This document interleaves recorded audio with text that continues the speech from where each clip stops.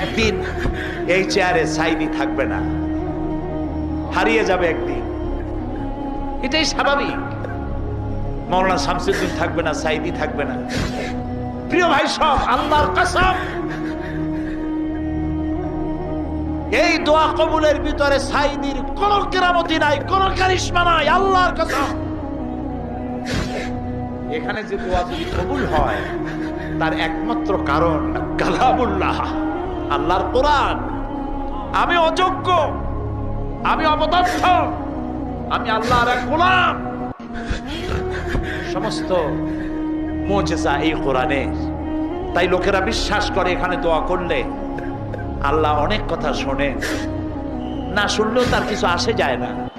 ফাআলুল lima Yuri, যা খুশি তাই তিনি করেন। বান্দা শুধু চাইতেই পারে, অভিমান করতে পারে না।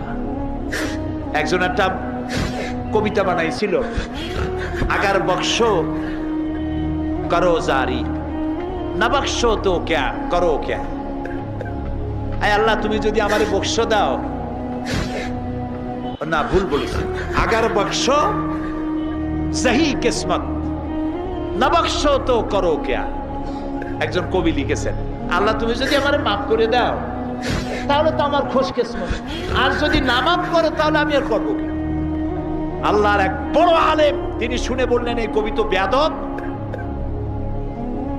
তুমি যদি আমারে মাফ করো তাহলে আমার খোশ কিসমত, না করলে করবো।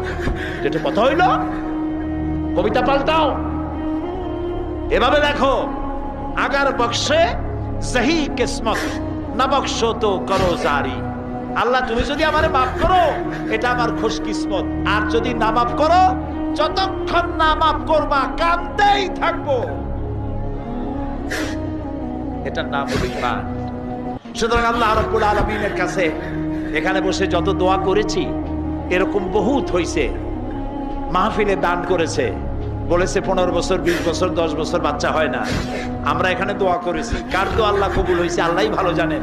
পরের বছর বাচ্চা কোলে নিয়ে মাহফিলে আসছে, আলহামদুলিল্লাহ।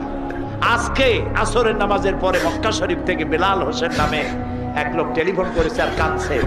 15 বছর সন্তান হয় না, তার বউ কাঁদে, সে কাঁদে। আল্লাহ তোমার দরবারে তো সন্তানের রুহের কোনো অভাব নাই। তুমি যেসব নরনারী সন্তান পায় নাই, কলিজাটা মরুভূমির মতো হয়ে গেছে, কণা মাত্র রহমত দিয়া তাদের কলিজা ভরিয়া দিয়ে দাও, সন্তান দিয়ে দাও।